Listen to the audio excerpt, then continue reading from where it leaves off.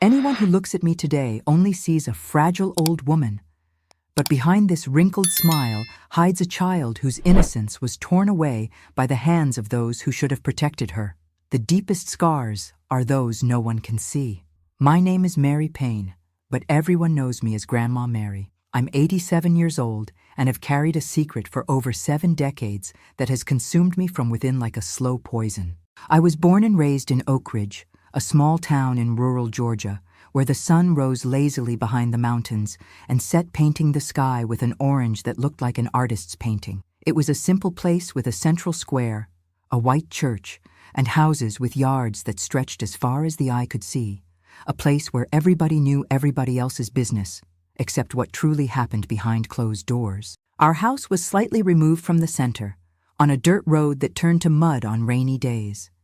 It was a simple wooden house with a front porch where my father used to sit after work to drink coffee and watch the world go by. And what a man my father was, my God!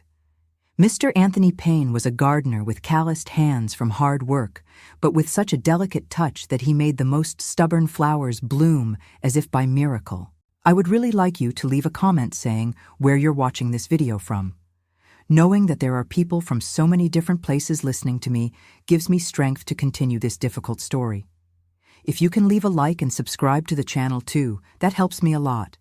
It's like a virtual hug you're giving me. My father woke up with the chickens, even before the sun appeared. He would wash his face in the aluminum basin in the yard, drink strong black coffee that he made himself so as not to wake my mother, and leave for work whistling softly. He took care of the gardens of wealthy families in town, but the garden he loved most belonged to Mrs. Cecilia, our neighbor in the big house just beyond the curve. Mrs. Cecilia was a widow with no children who treated my father with a respect that not everyone had for a simple gardener back then. "Mr. Anthony, you're not a gardener, you're an artist," she would say, and my father's eyes would shine like stars. He would spend hours in that garden talking to the plants as if they were people, and they responded by growing more beautifully than in any other place. I was 9 years old when everything happened, but I remember every detail as if it were today. Before that, my life was simple but happy. My father made a point of taking me with him whenever he could. "Mary is my special helper," he would say proudly when someone asked what I was doing there. I learned from him the difference between all the flowers, the best time to plant each one, how much water and sun they needed. "Plants are like people, daughter," he taught me.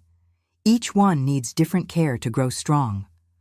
My mother, Mrs. Helen, was another story. For as long as I can remember, she had bad days, as my father called them. Days when she wouldn't get out of bed, when she cried for no reason, when she broke things and yelled at the walls. "Your mother is sick in the head, Mary," my father explained to me when I was still too young to understand. "But it's not her fault, and we need to be patient." And he was patient, my God, how patient that man was. On good days, she would even smile, make a delicious pumpkin pie, and even comb my hair and braid it. But these days became increasingly rare. Most of the time, she would sit quietly in a corner with a vacant stare, or she would get irritated over trivial things. Sometimes she would take the money my father kept under the mattress. Hard-earned money he was saving to send me to school in the neighboring town where education was better. "Why does this girl need so much schooling? She'll end up like me anyway, keeping house," she would say, and my father would just bow his head and go work more hours to save it all over again. There were days when she wouldn't even look at me, as if I didn't exist. On others, she watched me like a hawk, as if I might do something wrong at any moment, just like her father, she would mutter with contempt, as if being like my father was the worst thing in the world. But my father, oh, my father was my hero, my safe harbor, my starry sky on dark nights. He carried me on his back when the path was too long for my little legs. He told me stories he made up on the spot before bedtime. He taught me to recognize birds by their songs. "One day you'll fly far away, my daughter," he would say, farther than I ever could. On Sundays, our favorite day, we would wake up early and go fishing in the creek that gave the town its name. We would sit side by side on the bank with our feet dangling in the cool water, sharing a piece of buttered bread that he brought wrapped in a napkin. Those were the best moments of my life, when the world seemed perfect, and I believed nothing bad could happen. My father had a special way of making the simplest things seem magical. When it rained heavily and I was afraid of thunder, he taught me to count the seconds between the lightning and the sound. Each second was 1 mile the storm was away from us, he explained, and that turned into a game that drove away the fear. When I fell and scraped my knee, he would blow on the wound 3 times and say his breath had special healing powers, and I swear the pain would go away immediately. "Mary," he always called me with such affection in his voice that still echoes in my ears today. "Promise your father you'll never lose that sparkle in your eyes, that way of seeing beauty in everything." And I promised, without knowing how difficult that promise would be to keep. My father wasn't an educated man. He barely knew how to write his own name, but he had a wisdom that isn't learned from books. He knew the cycles of the moon, could tell when it was going to rain just by looking at the sky, understood the silent language of plants. "Everything in life has its time, daughter," he taught me. "There's no use trying to rush what needs to ripen slowly." I was an only child, the product of a marriage that, as I understood years later, was never truly happy. My mother married because she got pregnant. My father married out of responsibility. He tried, God knows how he tried to make it work. He brought her flowers even knowing they would end up in the trash. He spoke to her with the patience of a saint even when she treated him as if he were less than human. "Your father is a weakling," my mother would tell me when we were alone. "A man who didn't have the courage to leave this place, to seek something better." I didn't understand how she could say that about someone who worked from sunrise to sunset to make sure we didn't lack for anything. At school, I didn't have many friends. The other children thought my mother was strange, said she was crazy, and ended up keeping their distance from me too. But my father never let me feel alone. "People fear what they don't understand, Mary," he explained to me once when I came home crying because no one wanted to play with me. "But one day they'll see how special you are." He dried my tears with those calloused hands and took me to help in Mrs. Cecilia's garden, where I spent the afternoon learning to make rose cuttings. Mrs. Cecilia also liked me very much. Whenever I went there with my father, she would offer me a glass of milk with cornstarch cookies that she made herself. She would sit with me on the porch and show me books with colorful pictures, teach me new words, tell me stories about when she was young and had traveled to places I didn't even know existed. "This girl has a special light, Mr. Anthony," she would say to my father, who would smile with that pride that only good parents feel. She noticed the problems we had at home. There were days when I arrived there with a bruise on my arm from when my mother grabbed me forcefully, or with dark circles under my eyes from not having slept well because she had spent the night having one of her attacks, screaming and breaking things. Mrs. Cecilia never asked directly, but her concerned eyes said it all. She began to invite me more often, to teach me to read and write better than at school, to show me that there was a world beyond our small life. And so were my first 9 years of life, a constant dance between the light my father brought and the shadow my mother cast. I learning to tread carefully, to read moods, to hide when necessary, and to keep the secrets of our house to myself, because what happened between those walls was our business, my father always said. I didn't need the whole town to know that Thursday morning would be the last time I would see my father leave for work, whistling softly and promising to bring a surprise for me on his return. If I had known, I would have run to him, hugged him with all the strength my skinny little arms allowed, told him how much I loved him. But we never know when it's the last time, do we? Life doesn't warn us when it's about to snatch away what we hold most precious. That morning, the sky was bluer than usual. The cicadas sang as if they were rehearsing for a concert, and there was a perfume of night-blooming jasmine in the air, even though it wasn't time for these flowers to open. Details I only noticed afterward, as if nature was trying to warn me that something important was about to happen. My father left as he did every day, but before going, he stopped at the door, looked back, and smiled at me in a different way. A smile that seemed to hold all the secrets of the world. "Take care of your mother, Mary," were his last words, "and never forget how much your father loves you." I waved carelessly, not knowing those words would be forever etched in my memory as a precious treasure that I would revisit in the darkest moments to come. Because on that same day, everything I knew as life would crumble like a sandcastle at high tide, and the monster that slept inside my mother would finally show its true face. It was on a Thursday in October 1945 that my world turned upside down. I remember the sun was almost setting, painting the sky orange when someone knocked on our door. I was in the kitchen trying to make cornmeal mush the way my father liked it. I wanted to surprise him when he came home from work. My mother was lying down. It had been one of her bad days. When I opened the door, I saw the face of Mr. Juvenal, who worked with my father in the gardens of the big houses. Mr. Juvenal was never a man of many words, but that day he seemed to have swallowed his own tongue. He stood there, hat in hands, turning it between his fingers as if trying to bore a hole through it. "Something happened to your father, girl," he finally said, his voice breaking. At first I didn't understand properly. I thought my father had tripped, hurt his leg, something like that. But when I saw Mr. Juvenal's teary eyes, I realized it was more serious. His heart stopped, Mary. It was very quick. He didn't suffer. The doctor said it was a massive heart attack. The words entered my ears but made no sense in my head. How could my father be dead? My father, who that very morning had given me a kiss on the forehead and promised to bring a surprise. I felt my legs weaken. The floor seemed to have disappeared beneath my feet. I called for my mother, but she didn't answer. I had to go to the bedroom to pull her out of bed. "Mom, Mr. Juvenal is here. It's about Dad." She opened her eyes, irritated at being awakened, and went to the living room, dragging her feet, tying her faded robe around her waist. When Mr. Juvenal told her what had happened, I thought my mother would collapse, that she would scream, cry, despair. But she stood still, looking at him with an expression I couldn't decipher. It wasn't sadness. It wasn't shock. It was as if she were processing complicated information. "And the body?"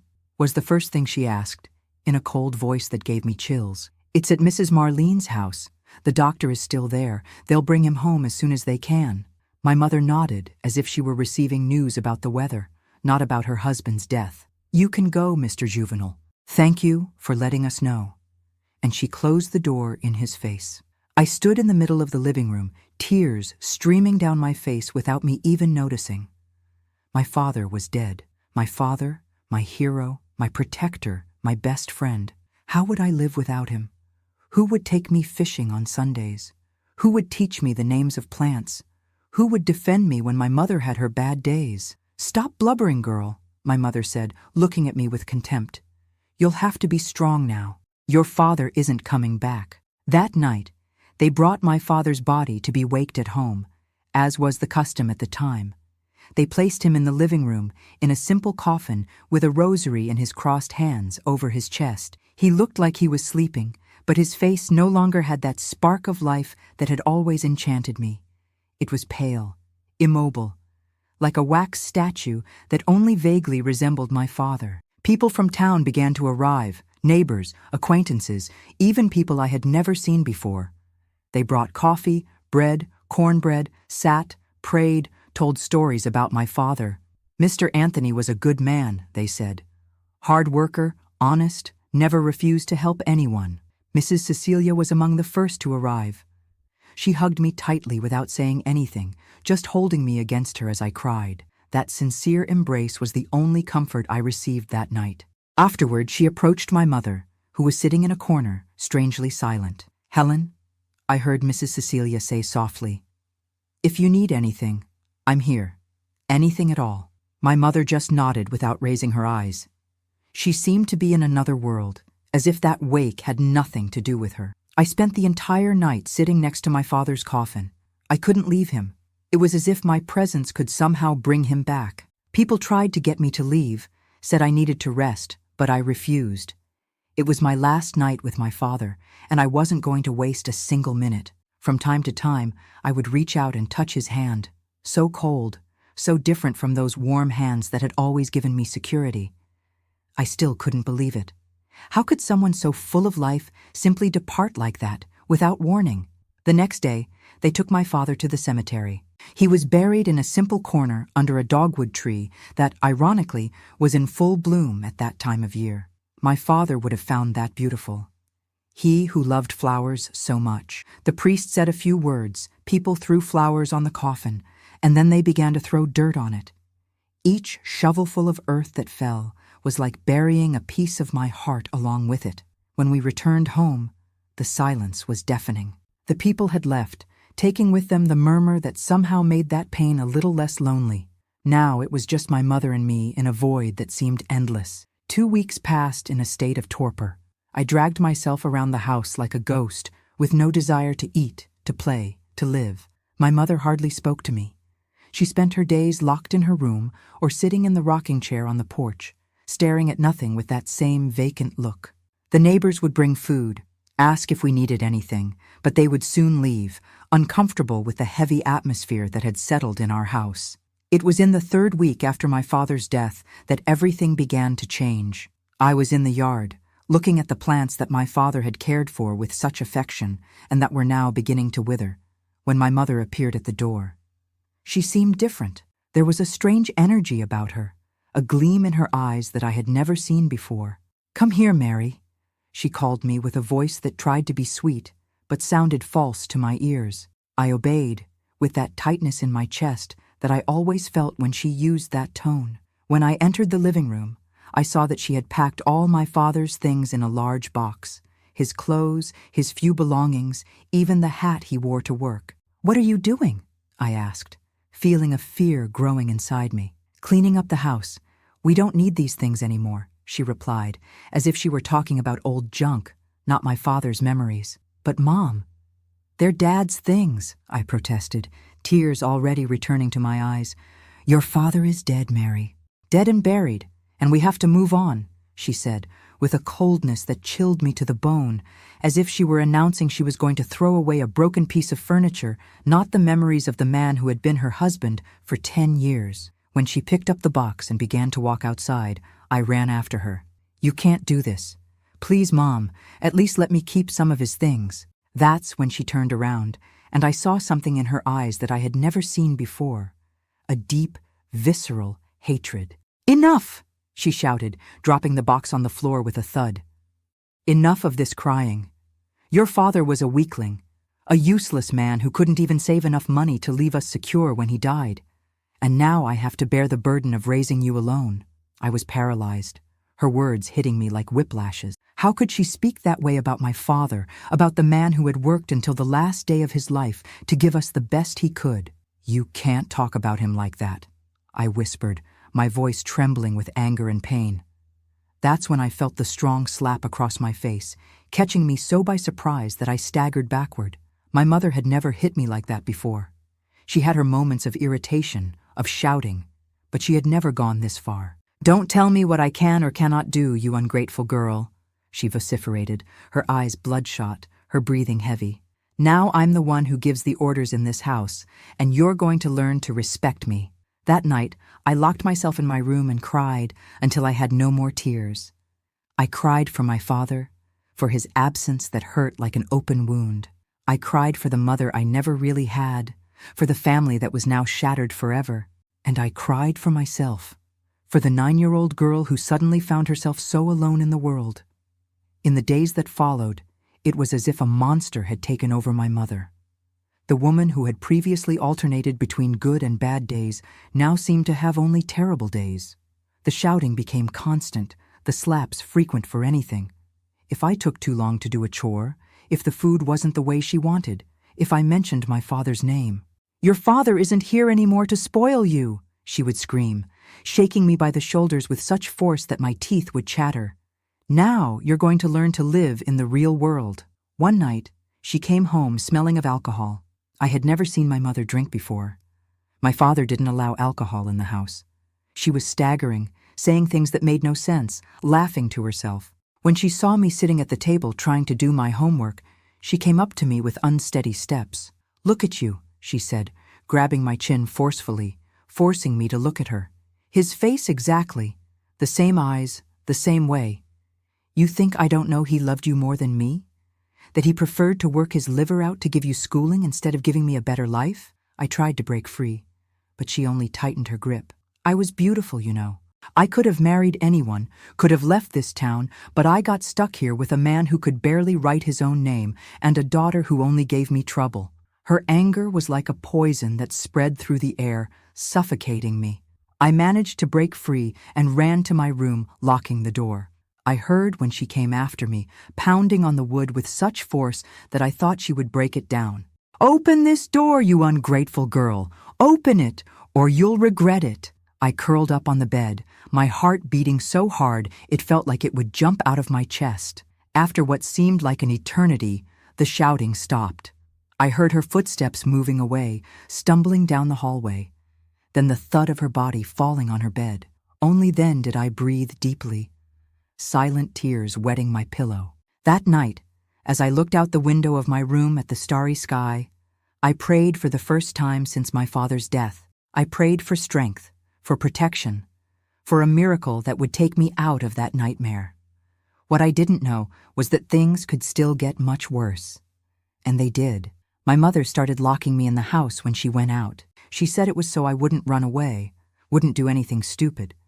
But I think deep down it was so no one would see the marks she left on me, the bruises on my arms from being shaken so much, the split lip from the times when she completely lost control. I stopped going to school. She told people I was sick, that I needed care at home.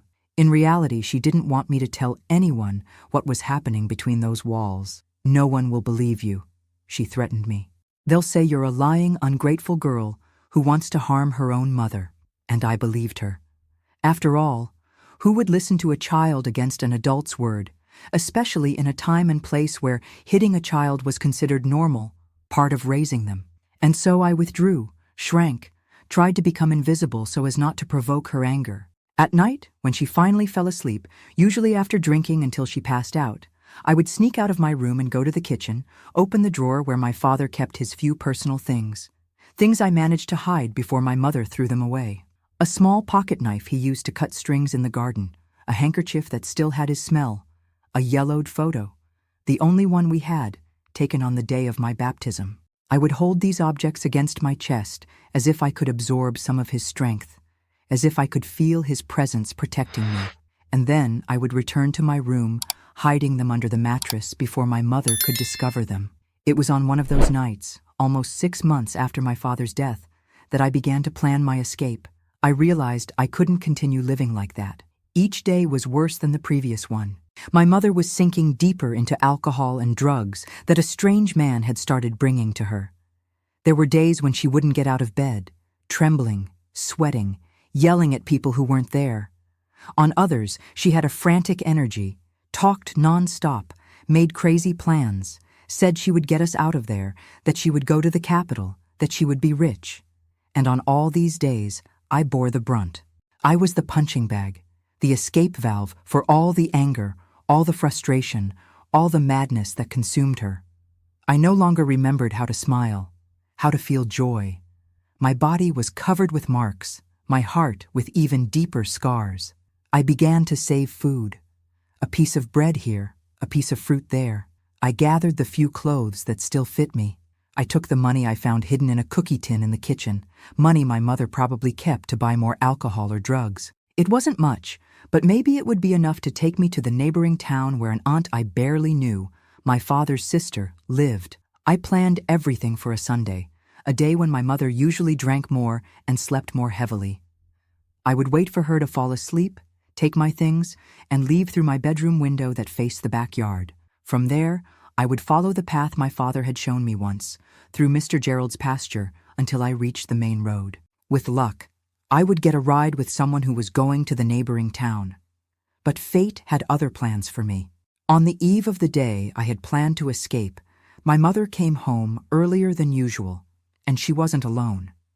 She brought with her a man I had never seen before. Tall, thin, with a look that gave me chills as soon as it rested on me. "This is my daughter," she said, introducing me as if I were an object. "Mary, say hello to Mr. Walker. He's going to stay with us for a while." I swallowed hard, feeling a lump in my throat.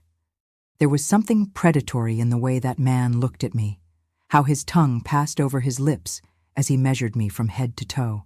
"Pleasure," I murmured, lowering my eyes to the floor. "The pleasure is all mine, Mary," he replied, in a voice that sounded like the slithering of a snake. "Your mother has told me a lot about you." That night, the shouting was worse than ever, not just from my mother, but from that man as well. I heard the sounds of furniture being dragged, glass breaking, strange laughter, and then silence. A heavy, oppressive silence that left me even more terrified than the shouting. In the middle of the night, when everything seemed quiet, I heard the door to my room slowly open.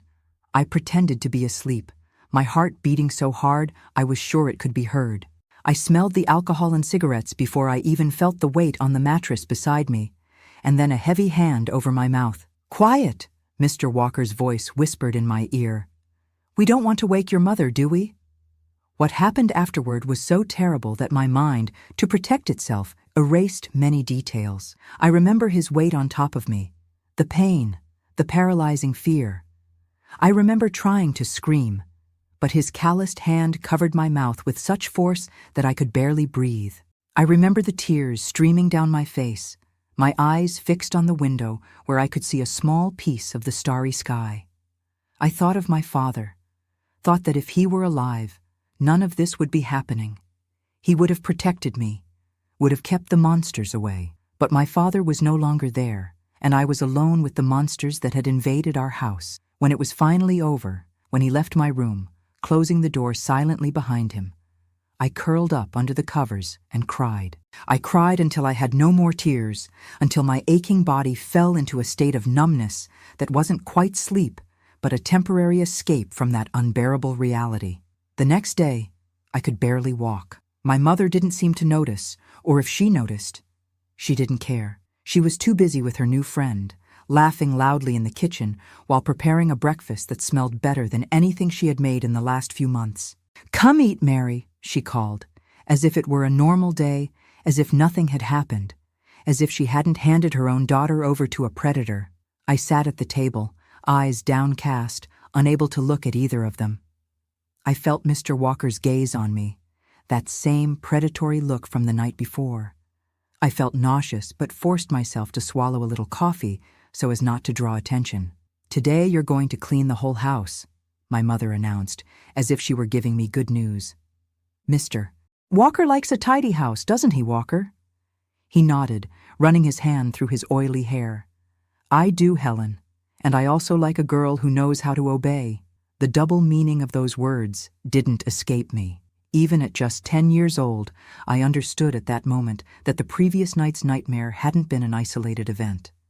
It was the beginning of something much worse. When they left after breakfast, they said they were going to buy cigarettes.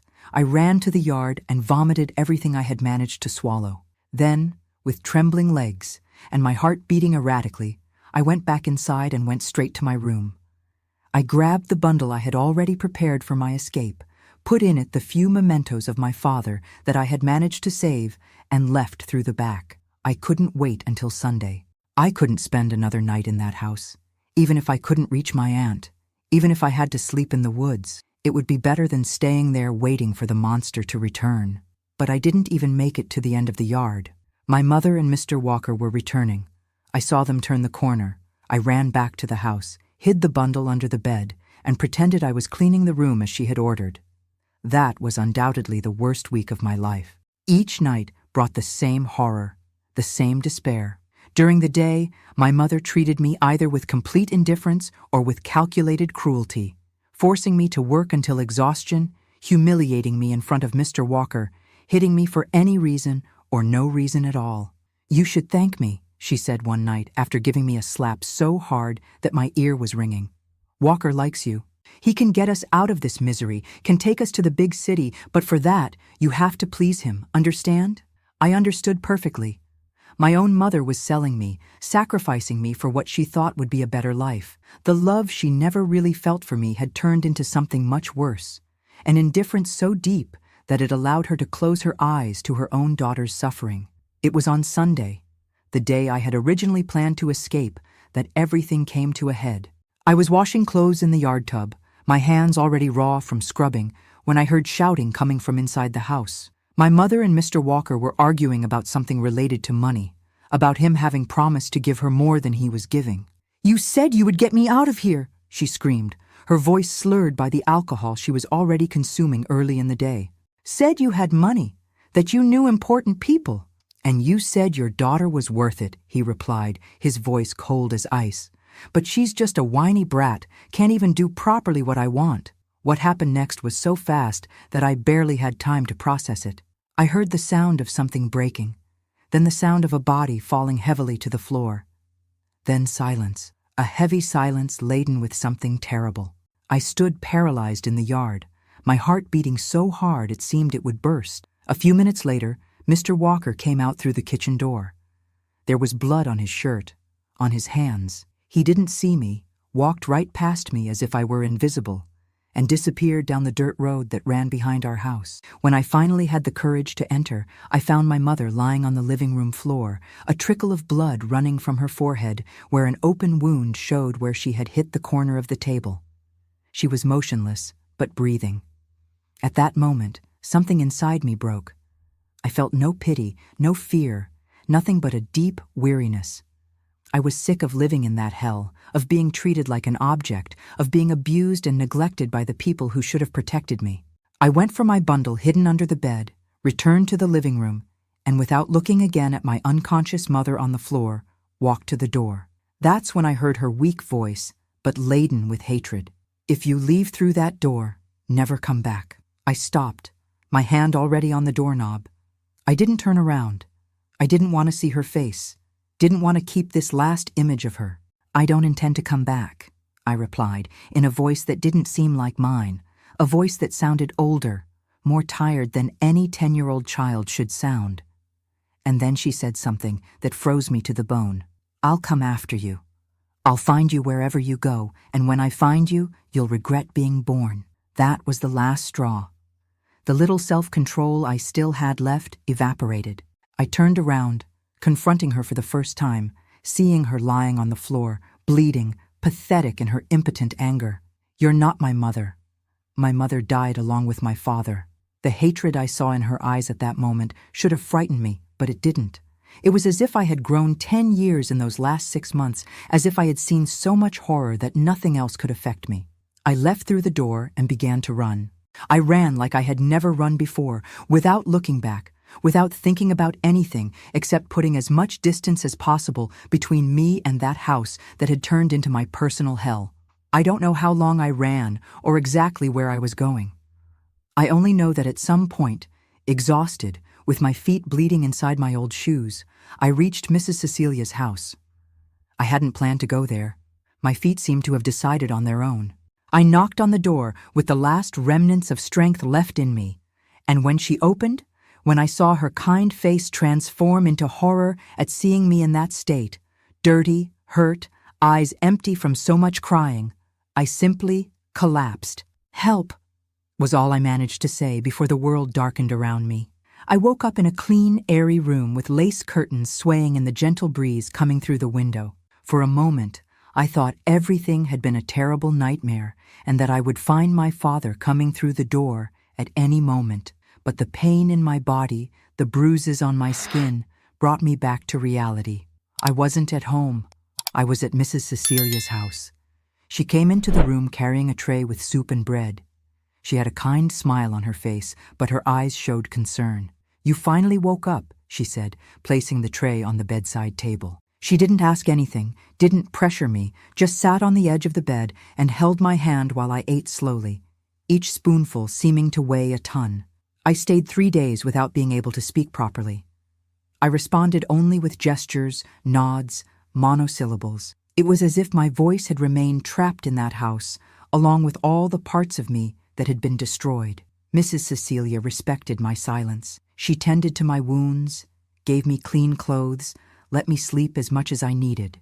On the 4th day, when the sun was coming through the cracks in the curtain, forming patterns on the wooden floor, I finally managed to speak. The words came haltingly, interrupted by sobs, by moments when the air seemed to disappear from my lungs. I told her about the slaps, the insults, the humiliations. I told her about the man, about what he did to me on those dark nights. I told her about my mother's indifference, about how she knew and allowed it, as if I were nothing more than a bargaining chip. Mrs. Cecilia listened without interrupting. I saw the silent tears rolling down her wrinkled face. I saw how her hands clutched the rosary she always carried with her. When I finished, exhausted, she hugged me in a way I hadn't been hugged in months, with affection, with respect, with genuine protection. "You'll never go back to that house, Mary," she promised, her voice firm despite the tears. Never again. That same day, Mrs. Cecilia called the police. The sheriff came to the house, a middle-aged man with a thick mustache and serious eyes. I had to tell everything again, every painful detail, while he took notes in a worn notebook. I saw his face harden when I talked about Mr. Walker. I saw the compassion in his eyes when I spoke of the nights my mother locked me in the room without food as punishment for anything. "We're going to go get your mother and this man," he assured me, adjusting his hat on his head before leaving. "No child deserves to go through what you went through, girl." 2 hours later, we learned they had found my mother, but not Mr. Walker. He had disappeared, probably fled to another town as soon as he realized what he had done. My mother was taken to the police station, screaming and kicking, saying I was a liar, that I was making up stories to harm her. But the bruises on my body told a different story, and when the town doctor examined me and confirmed the abuse, there was no more denying it. My mother was arrested, charged with neglect, mistreatment, and complicity in the abuse I suffered. I later learned that she was sent to a mental hospital in Atlanta, where she was diagnosed with several mental illnesses. I never saw her again. As for Mr. Walker, they never discovered his whereabouts. Sometimes in my nightmares, I still see his face, still smell his cigarette and sweat odor, still hear his voice whispering in my ear. But with time, I learned to wake up from these nightmares and remember that I was safe, that he could never reach me again. Mrs. Cecilia became my legal guardian. It wasn't easy. At that time, a single woman adopting a child was almost unheard of, especially in a small town like Oak Ridge. But she was respected in the community, had money and influence, and most importantly, wanted to give me a home. She fought for me like no one had ever fought before. The adaptation was slow and painful. I had nightmares almost every night, would wake up screaming, cold sweating, thinking I was back in that house, that my mother was hitting me, that Mr. Walker was coming into my room. Mrs. Cecilia never lost patience. She would sit beside me, hold my hand until I calmed down, tell me happy stories until I could sleep again. During the day, the ghosts also pursued me. I was afraid to go out, afraid that people would know what had happened to me, that they would judge me, that they would whisper behind my back. The shame was like a heavy cloak that I carried, even though deep down I knew the fault wasn't mine. Mrs. Cecilia hired a private tutor to teach me at home since I couldn't face school yet. Mrs. Eunice came 3 times a week, taught me English, math, science, and most importantly, treated me like a normal child, not like a poor little thing. Gradually, I began to rebuild myself. I learned to trust again, first in Mrs. Cecilia, then in Mrs. Eunice, then in the gardener who took care of the rose bushes and who had calloused hands like my father, then in the stray dog that Mrs. Cecilia adopted to keep me company. Her house was large, old, full of corners to explore, books to read, stories to discover.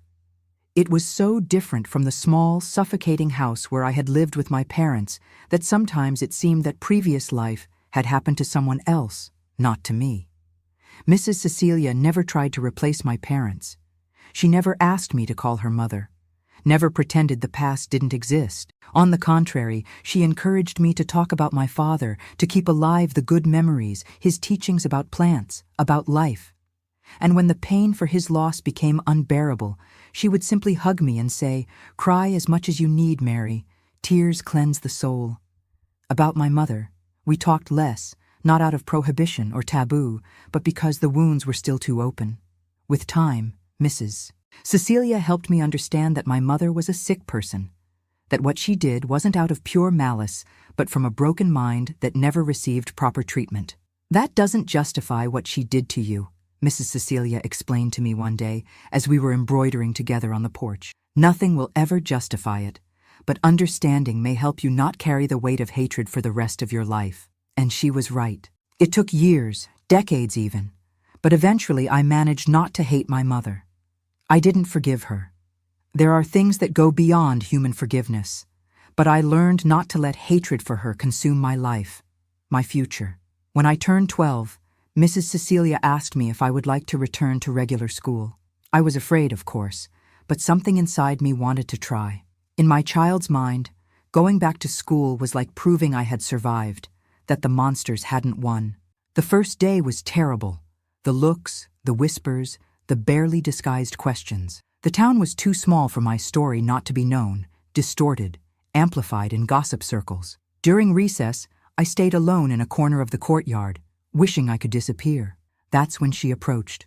Lucy, a skinny girl with braids and an easy smile. She sat beside me without ceremony, offered half her sandwich, and began talking about how the math teacher had a mustache that looked like her father's. She didn't ask about my story, didn't treat me like a poor thing, just offered me friendship, simple as that. Lucy became my first real friend. With her, I relearned how to play, to laugh, to be a child. We went to school together, studied together, spent weekends at each other's houses. Her family welcomed me as if I were a daughter, without questions, without judgments. For the first time since my father's death, I felt I belonged somewhere. The years passed, the most superficial wounds healed. I finished elementary school, entered junior high, began to dream of a future. I wanted to be a teacher like Mrs. Eunice. I wanted to make a difference in other children's lives. Mrs. Cecilia supported my dream from the start. "Education is the only thing no one can take from you, Mary," she would say, and invested in it. Books, materials, private lessons when I had difficulty in a subject. She was saving to send me to a good school in the capital when the time came. When I was 15, Mrs. Cecilia fell ill. At first, it was just joint pain, fatigue, things she attributed to her advanced age. But soon it became clear it was something more serious. The town doctor, after many tests, diagnosed an advanced cancer and gave her only a few months to live. It was my turn to take care of her as she had taken care of me. I temporarily left school, dedicated myself entirely to making her last days as comfortable as possible. I would read to her when her eyes were too tired, comb her white hair that was gradually falling out, hold her hand on nights when the pain was too strong to sleep. In her last days, Mrs. Cecilia called me close. She was weak, thin, only a shadow of the strong woman who had rescued me years before. But her eyes still had that special sparkle, that inner strength that had always inspired me. "Mary," she murmured, holding my hand with hers, now cold and translucent. "I need you to promise me something." "Anything," I replied, tears already blurring my vision. "Promise that you won't let what happened define who you are. Promise that you'll live a full, happy life, that you'll love and let yourself be loved, that you'll follow your dreams." I nodded, unable to speak through the knot forming in my throat. "And most importantly," she continued with a visible effort, "promise that you'll always remember that you are strong, Mary, stronger than all the monsters that tried to break you." I promised, and 3 days later, Mrs. Cecilia departed peacefully in her sleep, leaving an immense void in my life, but also a legacy of love, strength, and resilience that I carry with me to this day. After the funeral, I discovered that Mrs. Cecilia had prepared everything. The house, her possessions, a considerable savings account, everything was left to me. More than that, she had arranged for me to be under the guardianship of her niece, Carmen, a kind young woman who lived in the capital and who came to Oak Ridge only for her aunt's funeral and to meet me. Carmen gave me a choice. I could stay in Oak Ridge, in the house that had been Mrs. Cecilia's, with a housekeeper to look after me until I reached adulthood, or I could go with her to Atlanta, where I would have more educational opportunities. The decision was difficult. Oak Ridge was what I knew, where I had my few friends, where the good and bad memories were rooted. But something inside me, perhaps that same strength that Mrs. Cecilia had seen, pushed me toward a new beginning. I chose Atlanta. At 16, I left small Oak Ridge behind and moved to the big city, a completely different world from everything I knew. The adaptation wasn't easy. The noise, the hustle, the impersonality of the people, everything frightened me. But Carmen was patient, gave me time and space to adjust at my own pace. I finished junior high at a private school, thanks to the money Mrs. Cecilia had left. I didn't make many friends. I still carried that distrust, that fear of getting too close to people. But I dedicated myself to my studies with a determination that surprised even the teachers. When the time came to decide what to do after, I had no doubts. I took the entrance exam for the normal school, as I had always dreamed, to become a teacher. I passed in first place, to Carmen's pride, and, I'm sure, Mrs. Cecilia's, wherever she might be.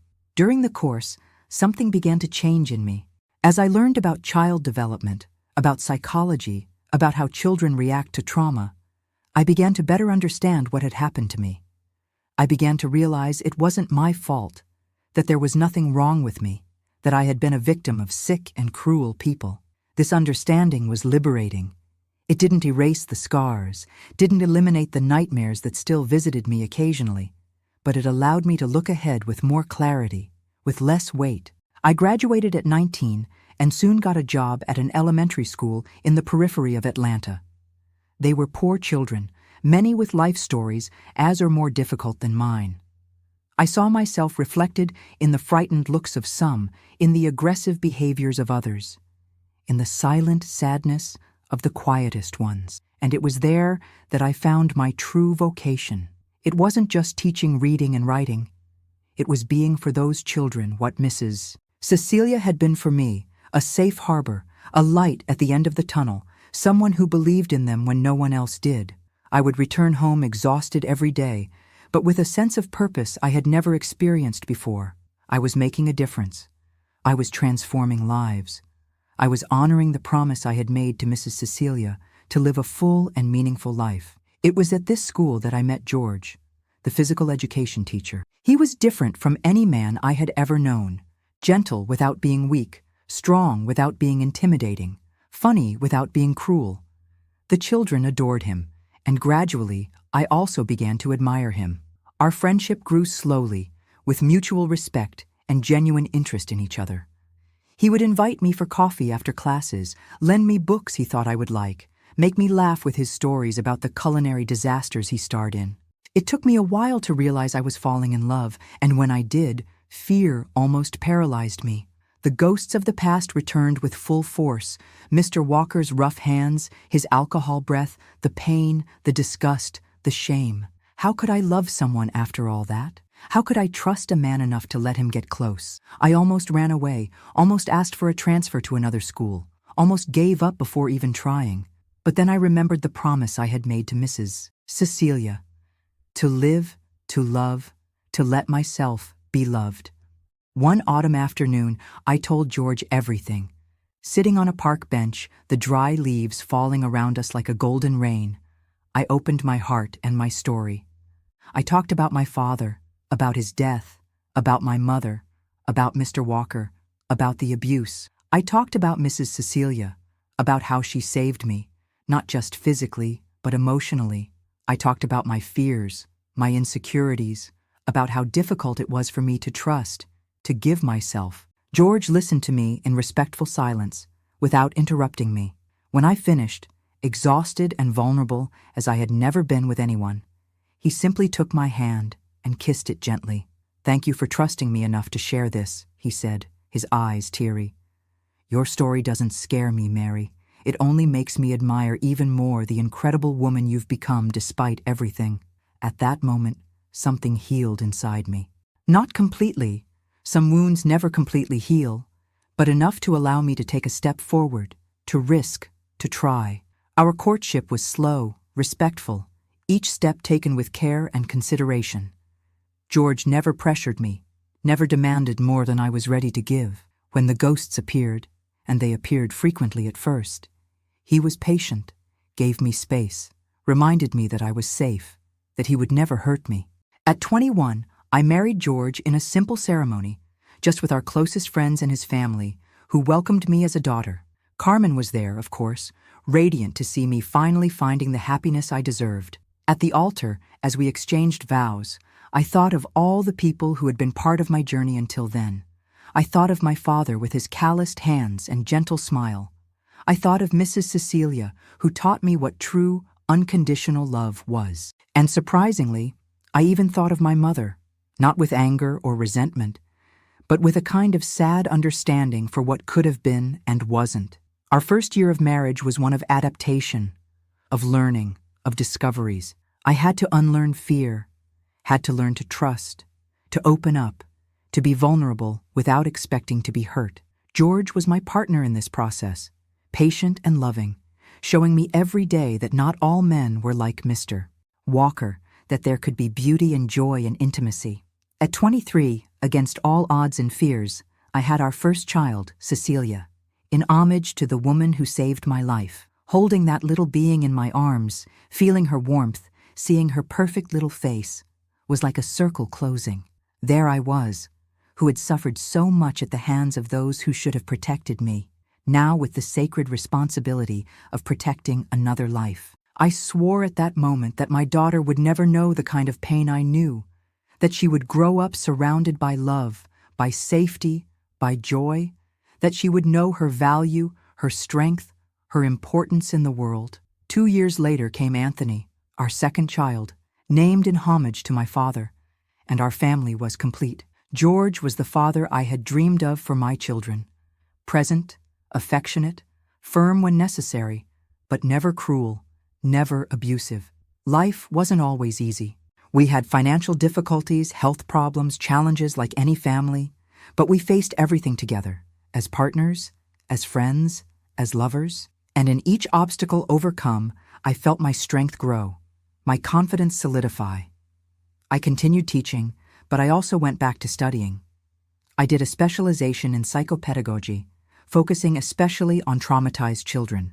I wanted to give other children what Mrs. Cecilia had given me, a chance to start over, to heal, to grow beyond the scars. At 30, with George's support and using part of the inheritance that Mrs. Cecilia had left, I opened a small support center for child abuse victims. It was a welcoming place where we offered not just therapy and school monitoring, but also love, understanding, hope. I called it Cecilia House, and in the entrance garden, I planted the same roses that my father cared for with such affection. Each child who passed through those doors took a little of me, a little of my father, a little of Mrs. Cecilia. And each smile rebuilt, each nightmare overcome, each future rescued was a victory. Not just for that child, but for me too. The years passed, the children grew up, followed their own paths. George and I grew old together, our love maturing like a good wine, gaining depth, complexity, richness. Cecilia House grew, expanded, became a reference in working with traumatized children. And here I am now at 87, looking back and seeing not just the pain, the suffering, the losses, but also the resilience, the love, the victories. I see a life that, despite having begun in the darkest shadows, found its way to the light. I no longer carry shame. I no longer carry guilt. I carry scars, yes. They are part of who I am, witnesses to what I survived, medals from a war that almost destroyed me but didn't. I woke up in the soft bed of the guest room in Mrs. Cecilia's house, feeling a mixture of relief and dread. Relief for being away from that hell that my house had become. Dread because I knew my mother wouldn't give up so easily. She was like a wounded animal now, more dangerous than ever. Mrs. Cecilia entered the room bringing a tray with tea and cookies. I remember how the morning sun illuminated her white hair, giving her an almost angelic appearance. Her wrinkled hands trembled slightly as she placed the tray on the bedside table. "Mary, my dear, we need to talk," she said, sitting on the edge of the bed. And then, with a gentleness that I had rarely experienced in life, she explained that she had called the police, that she had told them about the abuse, that a doctor would come to examine me. Panic consumed me, not because I feared they wouldn't believe me, but because I knew what it meant to expose that story. Everyone in town would know. Everyone would look at me and see, not Mary, Mr. Anthony the gardener's daughter, but the abused girl, the poor little thing, the victim. "I can't," I murmured, hugging my knees against my chest. "She'll come after me." "She won't." Mrs. Cecilia held my hands between hers. "Look at me, Mary," she asked firmly. "Your mother can't hurt you anymore, neither she nor anyone else. I won't allow it." There was such certainty in her voice that for a moment I believed her. But fear had roots too deep. "You don't understand," I whispered. "She'll find a way." That same afternoon, as the sun was beginning to set, painting the sky orange, I heard the shouting. They were outside the house. The unmistakable voice of my mother mixed with other voices, I didn't immediately recognize. Where's my daughter? I want my daughter back. That old woman stole my daughter. I ran to the window and saw the scene that would be etched in my memory forever. My mother, disheveled, with dirty and torn clothes, screaming at Mrs. Cecilia's gate. Next to her was Mr. Walker, holding her by the arm as if fearing she might do something crazy. And in front of the two, barring the entrance, were the sheriff and 2 police officers. "You're under arrest, Mrs. Payne," I heard the sheriff say in a firm voice. "We have serious charges against you and this man." "What charges? Who said that? Was it that old busybody? What did she invent about me?" Mr. Walker, realizing the gravity of the situation, tried to escape. He released my mother's arm and turned around, running down the dirt road. One of the officers went after him, while the other held my mother, who was now violently struggling. "Mary!" she shouted, looking at the window where I was. Our eyes met for an instant, and what I saw in hers chilled me to the bone. It wasn't my mother who was there. It was a monster consumed by hatred, by madness, by desperation. "You'll regret this. You'll pay for what you did." I backed away, trembling from head to toe. Mrs. Cecilia appeared beside me, closed the curtain with a firm gesture, and hugged me as I sobbed uncontrollably. "It's over, my dear," she murmured against my hair. "It's over." But it wasn't over, not completely. The days that followed were a whirlwind of depositions, medical exams, visits from social workers, conversations with the judge. For a 10-year-old girl, it was overwhelming. Each time I had to retell what had happened, it was like reliving everything again. The words scratched my throat like shards of glass, leaving a bitter taste in my mouth. Mr. Walker was captured trying to board a bus to Atlanta. He denied everything initially, but when confronted with the evidence of the abuse and with testimony from neighbors who had heard the screams, he ended up confessing. He was sentenced to 15 years in prison, although at that time, crimes like that rarely resulted in such long sentences. My mother was considered mentally ill after psychiatric evaluation. They diagnosed her with schizophrenia, bipolar disorder, and several other conditions that I, as a child, could barely pronounce. She was compulsorily committed to a psychiatric hospital in Atlanta, where she would stay for an indefinite period. The judge granted temporary custody to Mrs. Cecilia, to my relief. The idea of going to an orphanage or, worse, being sent to some distant relative I didn't even know, terrified me. For the first time in months, I could breathe a little more relieved. But peace had a price. The entire town was talking about the case. Wherever I went, I felt the looks, heard the whispers. There she is, the crazy woman's daughter. Poor thing, what they did to her. Wonder if she's marked for life. Mrs. Cecilia noticed my suffering and decided to protect me in the only way she could, by keeping me at home for a time, away from the looks and cruel comments. She hired a private teacher, Mrs. Eunice, a middle-aged lady with kind eyes and infinite patience. 3 times a week, she would come to teach me the subjects I was missing at school. "You're intelligent, Mary," she would tell me when I managed to solve a difficult math problem or read a text without making mistakes. "You have a special light." Those simple words were like balm to my wounded heart.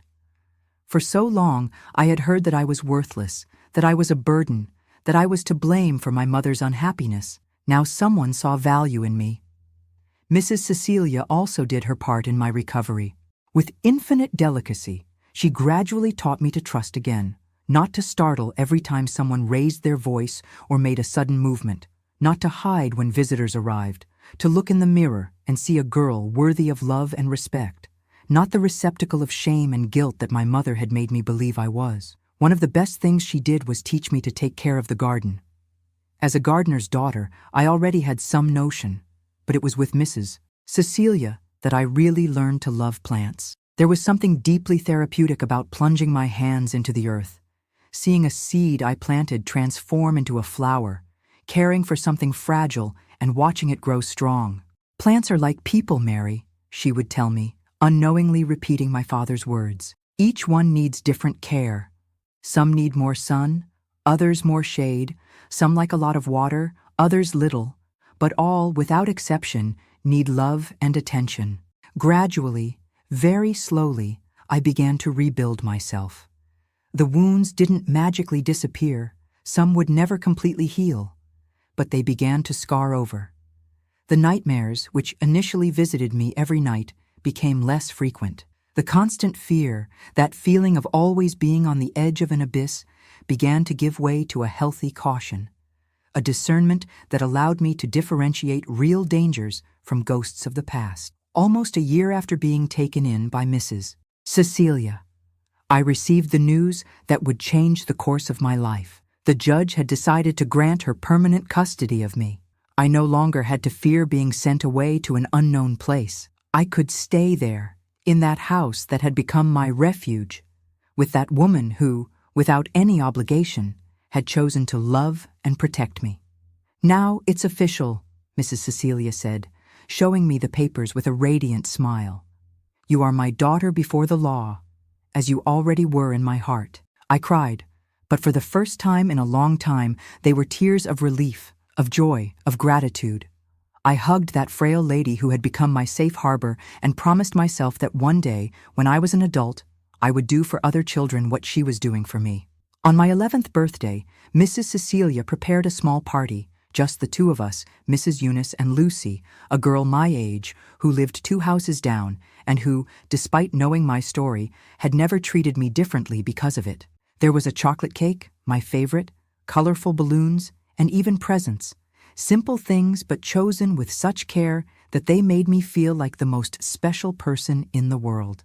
It was on this day that I decided I wanted to go back to school. I was tired of hiding, of letting fear dictate my life. I wanted to be a normal girl, with friends, with a routine, with dreams beyond the walls of Mrs. Cecilia's house. "Are you sure, my dear?" she asked, concern evident in her kind eyes. "You know the comments might continue, that it might be difficult at first." "I am," I replied, with a firmness that surprised us both. "I can't stay hidden forever. And besides," I added with a small smile, "I have you to come back to at the end of the day." My return to school was exactly as we expected. Difficult. The looks, the whispers, the indiscreet questions, it was all there. But there was also Lucy, who made a point of sitting next to me, including me in games, defending me when the comments became too cruel. And to my surprise, there were other classmates who, after the initial shock, began to treat me normally, as if I were just Mary, not the girl from the story. The teacher, a young newly graduated woman named Teresa, was also fundamental in this process. Without making a fuss, without treating me like a poor little thing, she simply ensured that I felt welcome and safe in the classroom. When she noticed the subject was getting too heavy for me, she would subtly redirect the conversation. When she perceived I was having a particularly difficult day, she would find an excuse to have me help her with some task, giving me a purpose, a distraction. The years passed, and with them the more superficial wounds healed. I completed elementary school, entered junior high, began to dream of a future. I wanted to be a teacher, like Mrs. Eunice and Miss Teresa. I wanted to make a difference in other children's lives. Mrs. Cecilia supported my dream from the start. "Education is the only thing no one can take from you, Mary," she would say, and she saved to send me to a good school in the capital when the time came. When I was 15, Mrs. Cecilia fell ill. At first, it was just joint pain, fatigue, things she attributed to her advanced age. But soon it became clear it was something more serious. The town doctor, after many tests, diagnosed an advanced cancer. He gave her only a few months to live. It was my turn to take care of her, as she had taken care of me. I temporarily left school, dedicated myself entirely to making her last days as comfortable as possible. I would read to her when her eyes were too tired, comb her white hair that was gradually falling out, hold her hand on nights when the pain was too strong to sleep. In her last days, with a weak voice, but eyes still full of that special light, Mrs. Cecilia made me promise not to let the past define my future, that I would live fully, that I would seek the happiness I deserved. 2 months before my 16th birthday, she passed away peacefully in her sleep. The void she left was immense, a pain different from any I had ever felt. It wasn't the acute, violent pain of the abuse, nor the suffocating despair of losing my father. It was a deep sadness mixed with gratitude, with love, with the certainty that I had been blessed to have had that extraordinary woman in my life, even if for a short time. Mrs. Cecilia's will revealed that she had thought of everything. The house, her possessions, a considerable savings account, everything was left to me. More than that, she had arranged for me to be under the guardianship of her niece, Carmen, a kind young woman who lived in Atlanta and who came to Oak Ridge only for her aunt's funeral and to meet me. Carmen gave me a choice. I could stay in Oak Ridge, in the house that had been Mrs. Cecilia's, with a housekeeper to look after me until I reached adulthood, or I could go with her to Atlanta, where I would have more educational opportunities. I chose Atlanta. At 16, I left Oak Ridge behind and moved to the big city, a completely different world from everything I knew. Lucy cried when saying goodbye, promising to visit me during vacations. Mrs. Cecilia's house was rented to a young family with the money going to an account in my name to be used when I turned 18. Adapting to life in Atlanta wasn't easy. The noise, the bustle, the impersonality of the people, everything frightened me.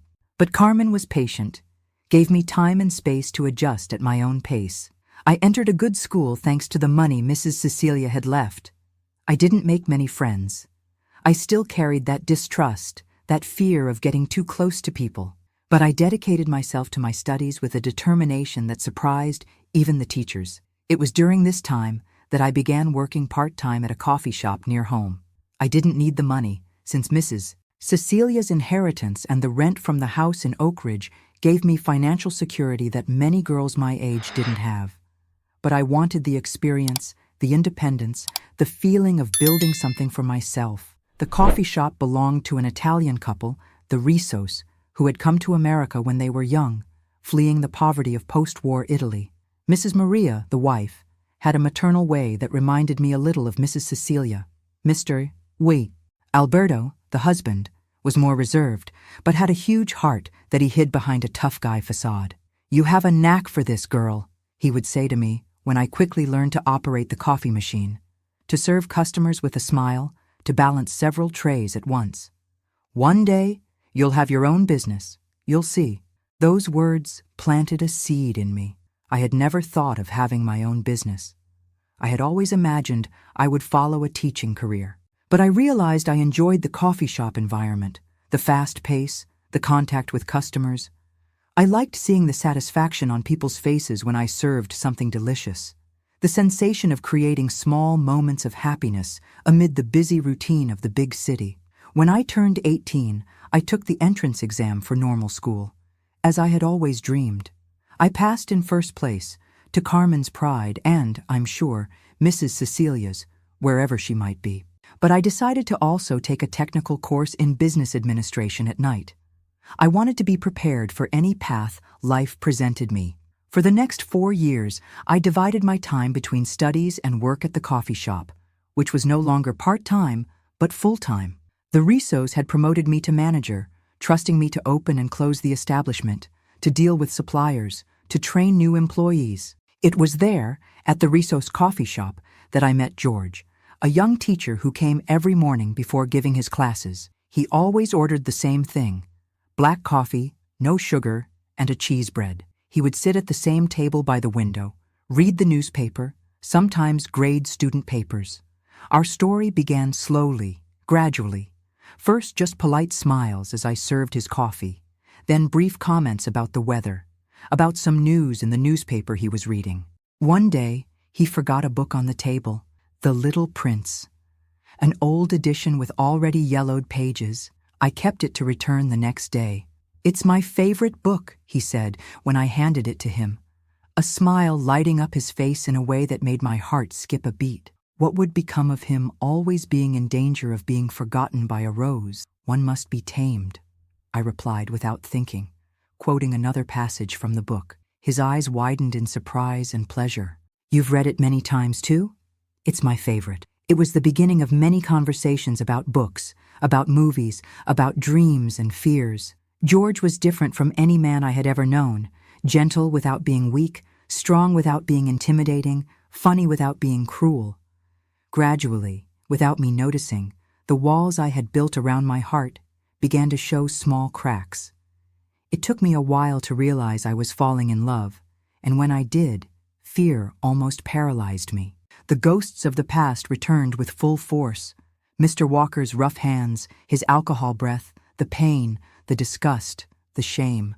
How could I love someone after all that? How could I trust a man enough to let him get close? The first time George invited me out, a simple invitation to see a play, I almost refused. But then I remembered the promise I had made to Mrs. Cecilia. To live, to love, to let myself be loved. Our courtship was slow, respectful, each step taken with care and consideration. George never pressured me, never demanded more than I was ready to give. When the ghosts appeared, and they appeared frequently at first, he was patient, gave me space, reminded me that I was safe, that he would never hurt me. At 21, I married George in a simple ceremony, just with our closest friends and his family, who welcomed me as a daughter. Carmen was there, of course, radiant to see me finally finding the happiness I deserved. At the altar, as we exchanged vows, I thought of all the people who had been part of my journey until then. I thought of my father, with his calloused hands and gentle smile. I thought of Mrs. Cecilia, who taught me what true, unconditional love was. And surprisingly, I even thought of my mother, not with anger or resentment, but with a kind of sad understanding for what could have been and wasn't. Our first year of marriage was one of adaptation, of learning, of discoveries. I had to unlearn fear, had to learn to trust, to open up, to be vulnerable without expecting to be hurt. George was my partner in this process, patient and loving, showing me every day that not all men were like Mr. Walker, that there could be beauty and joy in intimacy. At 23, against all odds and fears, I had our first child, Cecilia, in homage to the woman who saved my life. Holding that little being in my arms, feeling her warmth, seeing her perfect little face, was like a circle closing. There I was, who had suffered so much at the hands of those who should have protected me, now with the sacred responsibility of protecting another life. I swore at that moment that my daughter would never know the kind of pain I knew, that she would grow up surrounded by love, by safety, by joy, that she would know her value, her strength, her importance in the world.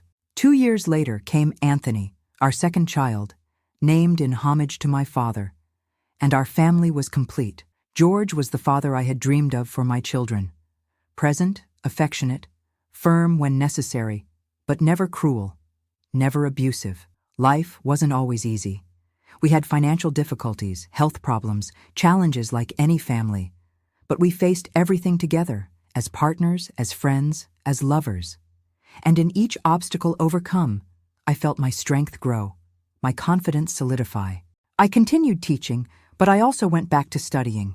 I did a specialization in psychopedagogy, focusing especially on traumatized children. I wanted to give other children what Mrs. Cecilia had given me, a chance to start over, to heal, to grow beyond the scars. At 30, with George's support and using part of the inheritance that Mrs. Cecilia had left, I opened a small support center for child abuse victims. It was a welcoming place where we offered not just therapy and school monitoring, but also love, understanding, hope. I called it Cecilia House, and in the entrance garden, I planted the same roses that my father cared for with such affection. Each child who passed through those doors took a little of me, a little of my father, a little of Mrs. Cecilia, and each smile rebuilt, each nightmare overcome, each future rescued was a victory, not just for that child, but for me too. The years passed, the children grew up, followed their own paths. Cecilia became a lawyer, specializing in children's and youth rights. Anthony followed the path of medicine, becoming a pediatrician, dedicated especially to children who had gone through trauma. George and I grew old together, our love maturing like a good wine, gaining depth, complexity, richness. Cecilia House grew, expanded, became a reference in working with traumatized children. I received awards, recognition, invitations to speak at conferences and universities. But none of that compared to the simple joy of seeing a child who arrived broken, distrustful, hurt, gradually flourishing, finding their voice, recovering their ability to dream. When George passed away at 70, a victim of a sudden stroke, ironically the same cause of my father's death so many years before, I thought I wouldn't bear the pain. It was immense. The void left by his absence seemed impossible to fill. But I had learned throughout a life that wasn't always easy, but immensely rich, that we are stronger than we imagine, that pain, no matter how intense, doesn't completely destroy us if we don't allow it. I continued my work at Cecilia House, now with the help of my children and grandchildren. I continued sharing my story because I realized that in doing so, I gave permission for other people to share their own stories of pain and overcoming. And now, at 87, I look back and see not just the pain, the suffering, the losses, but also the resilience, the love, the victories. I see a life that, despite having begun in the darkest shadows, found its way to the light. I no longer carry shame. I no longer carry guilt. I carry scars. Yes, they are part of who I am, witnesses to what I survived, medals from a war that almost destroyed me but didn't. I could have become bitter, resentful, closed off to the world. I could have allowed the evil done to me to define who I was, who I would be. But I chose another path. I chose to transform pain into purpose. I chose to be for others what Mrs. Cecilia was for me, a light at the end of the tunnel, an extended hand, a chance to start over. Today, when I look into the eyes of my grandchildren, when I see my great-grandchildren running through the garden of the house that George and I built with so much love, I feel a gratitude so deep that I can barely express it in words. Gratitude for having survived. Gratitude for having found people who helped me rebuild not just my life, but my ability to trust, to love, to dream. I still dream of my mother sometimes, not the woman destroyed by mental illness and hatred who pursued me in those last months, but the woman she could have been if she had received help in time, if she had managed to overcome her own demons. I wake from these dreams not with fear or anger, but with a quiet sadness for what could have been and wasn't. I learned many years later that she died in that same psychiatric hospital where she was committed, never having been released. I didn't go to the funeral, not out of resentment, but because at that point she was more a stranger to me than the woman who gave birth to me.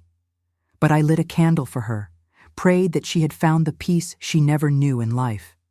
As for Mr. Walker, he served only 7 of the 15 years of his sentence, being released for good behavior, something common at that time for that type of crime.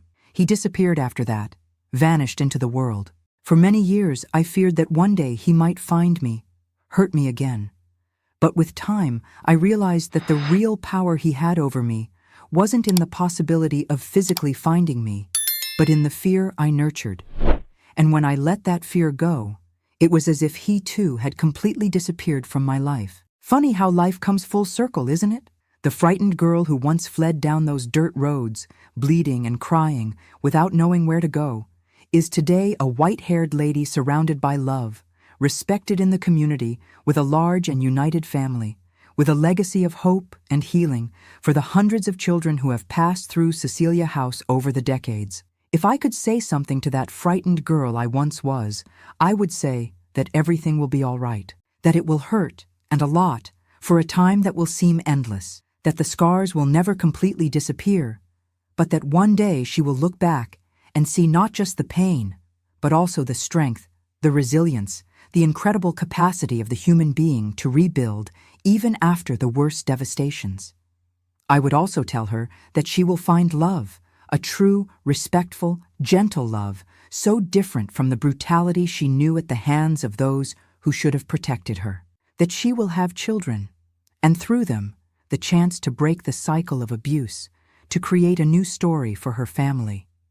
That each time she hugs her children, each time she protects them, each time she shows them what true love is, she will be healing not just the future, but also her own past. And perhaps most importantly, I would tell her that one day she will look in the mirror and no longer see a victim, a survivor, but simply a complete woman, valuable, worthy of love and respect, not despite her story, but including every chapter of it, scars that turned into wisdom. What I learned after so many years carrying this story, if there's one thing I've learned in my 87 years of life, it's that suffering alone teaches nothing. It's what we do with it that determines whether it will destroy us or strengthen us. It's the way we face it, how we process it, how we transform it. That makes all the difference. For those watching this video and perhaps going through your own valley of shadows, I'd like to share some lessons that life has taught me. They aren't great revelations. They aren't magic formulas.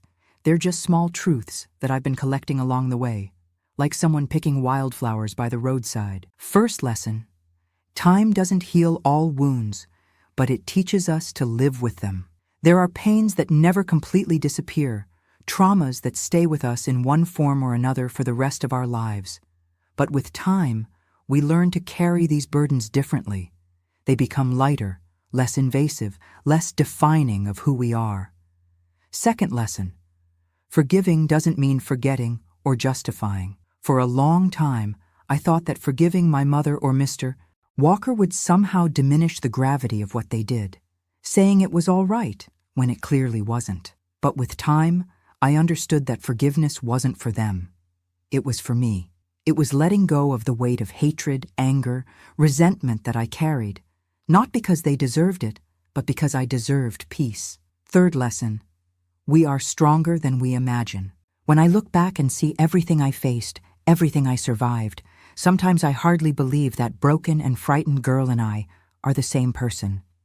We all have within us a strength that we only discover when we are pushed beyond our limits, when we have no choice but to move forward or completely give up. Fourth lesson: never underestimate the impact of an act of kindness. Mrs. Cecilia had no obligation to take me in, to fight for me, to give me a home and a chance to start over. She did this purely out of compassion, out of a sense of humanity that transcended any duty or responsibility. And this single act of kindness completely changed the course of my life. We never know how many lives we can touch, how many destinies we can alter with a simple gesture of genuine love. Fifth lesson: healing isn't a destination. It's a journey. There isn't a point where we can say, "There, now I'm healed." Healing happens in layers, in cycles, in spirals that sometimes take us back to places we thought we had already overcome. And that's okay.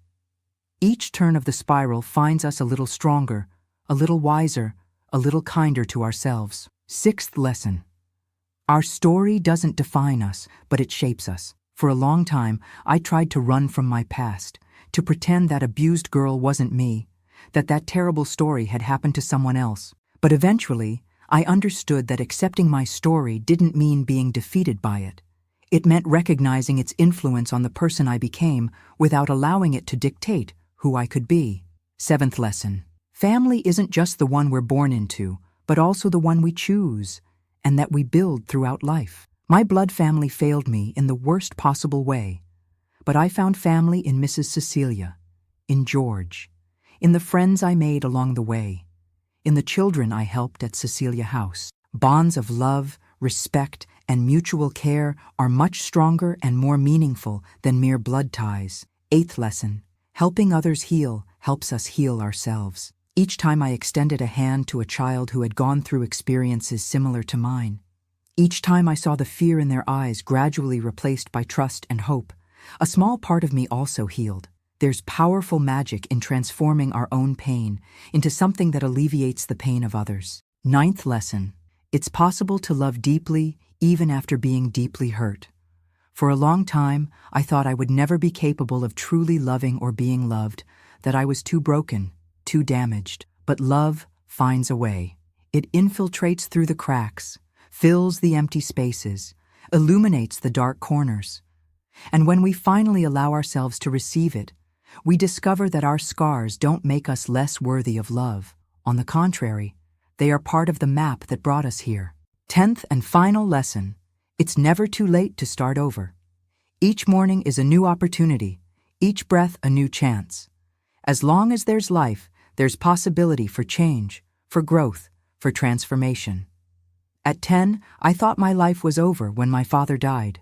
At 20, when I started working at the coffee shop, I thought I had finally found my path. At 30, when I founded Cecilia House, I felt I was fulfilling my purpose. At 60, when I lost George, I thought I would never find joy again. And here I am at 87, still learning, still growing, still discovering new facets of myself and the world. If this story touched your heart, please leave your like and subscribe to the channel. It's very important for me to know that my words are reaching people, that my experience can somehow illuminate the path of someone who is now where I once was. And don't forget what I've learned after so many years carrying this story. Knowing that we're not alone in our struggles, that others have walked through similar valleys and found their way back to the light. That our stories, no matter how painful, can serve as a beacon for someone lost in the darkness. My name is Mary Payne, but everyone knows me as Grandma Mary. I'm 87 years old, and this is my story. Not of victimization, but of victory. Not of destruction, but of reconstruction. Not of despair, but of hope. And if there's something I wish to leave as a legacy, it's the certainty that no matter how dark the night, dawn always comes.